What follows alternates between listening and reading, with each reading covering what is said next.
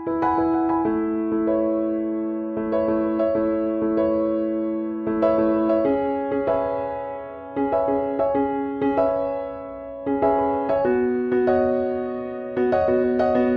again to Brooklyn's World. Well, as life continues, so do my appointments. I seem to be going to so many and they're really starting to wear me down, especially when I have to travel up to 4 hours just to see a specialist.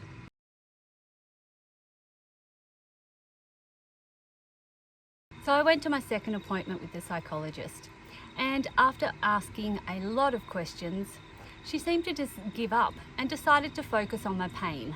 After speaking for about 45 minutes about my pain and what's been going on, she basically said, "I can't help you anymore because I specialise in eating disorders and you don't have one." And that's exactly what I'm going to be writing to your doctor. Yes, finally, something in writing that says I do not have an eating disorder. That made me very happy. She recommended that I go and see a pain psychologist. And although I told her that I already see a pain specialist, that didn't seem to matter to her. She was just very focused on me seeing a pain psychologist. Why? I've got no idea. She said she thinks that if I can get my pain under control, then that will fix a lot of my stomach issues. She then spoke about how she thinks that I have increased cortisol levels because my body is never out of stress. She also thinks that my fight and flight reflexes are just off the scale because my body doesn't rest and it's always in a state of stress. She then said that she thinks that this is contributing to a lot of my health issues.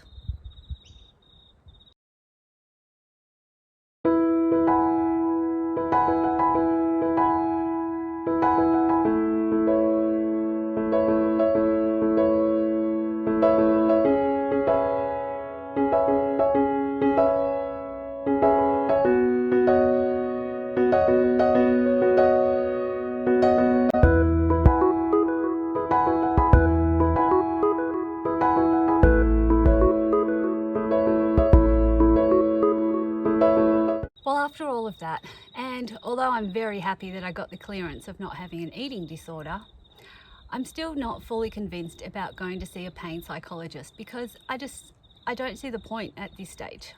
I really don't understand how seeing a pain psychologist can stop my pain, which is caused by a functional problem of my gastroparesis and SMAS and my lupus. I just don't see how functional problems that are going on in the body can be stopped by a psychologist. I don't see how a pain psychologist can help make my stomach empty any better, or how it can stop the blockage that I have between my aorta and my SMA.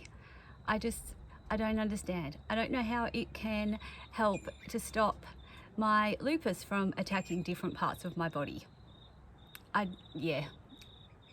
really don't have anything to say because I think it's a crock. And here is my lovely letter that says I don't have an eating disorder.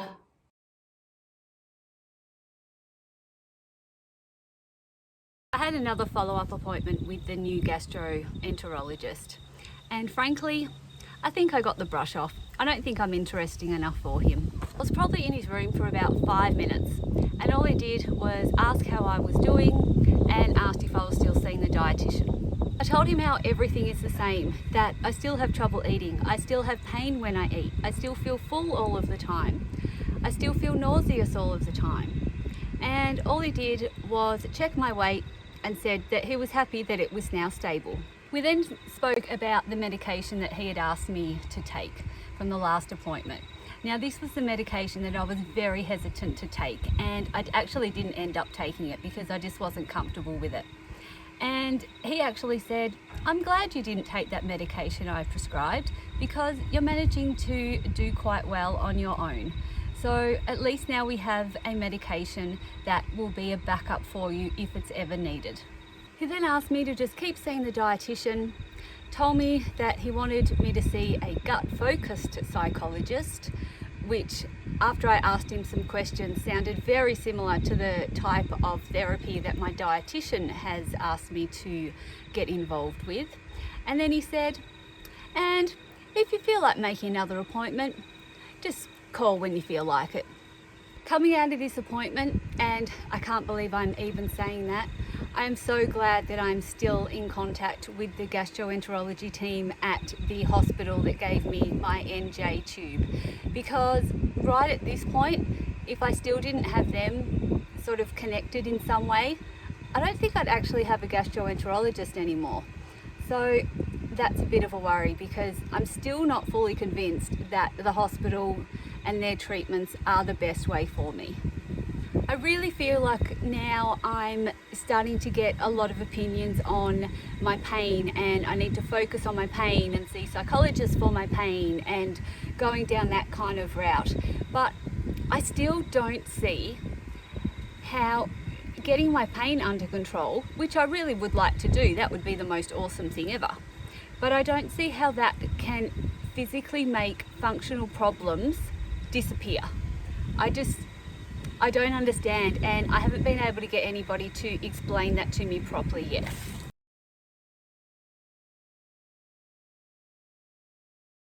I've also had the first appointment with the pelvic physio that my urologist wanted me to try. This would be the second time that I've tried this kind of therapy for my bladder and to try to get that sort of pain under control. So I'll give it a go, but if it's anything like the first time when I tried it probably about 3 or 4 years ago, I can't see that lasting very long at all. As it turns out, I was not impressed. There were lots of questions, and then she wanted to do some things that I wasn't comfortable with and I wouldn't let her do. So she decided to change her focus and did some physio exercises with me. Even though these exercises were very low impact, they still caused me pain.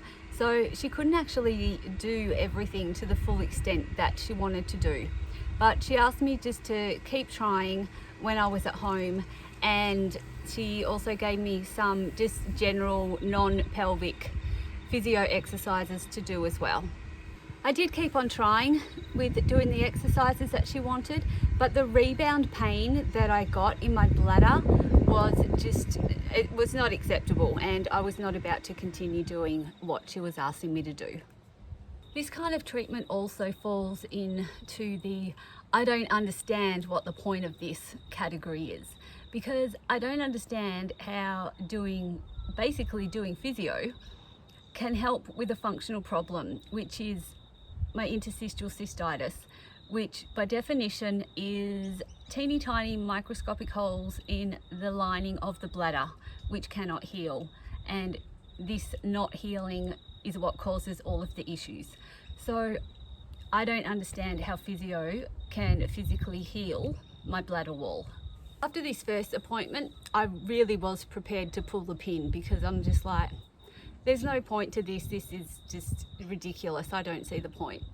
But then she said that she would be able to transfer me from her private practice to seeing me at the hospital, which means I didn't have to pay for it. So I thought, well, if the next appointment's going to be free, then I'll go and just see what she says, and then we'll go from there. But the option of pulling the pin, it's very, very high up there. If anything, from the pelvic physio, I feel like I more need massage or actual physio on my stomach to try and relieve or just give some niceness to that sort of area, if that makes any sense at all. I just need it to be, in some ways, like if you rub your belly when it's sore, then it can kind of make it feel a bit better.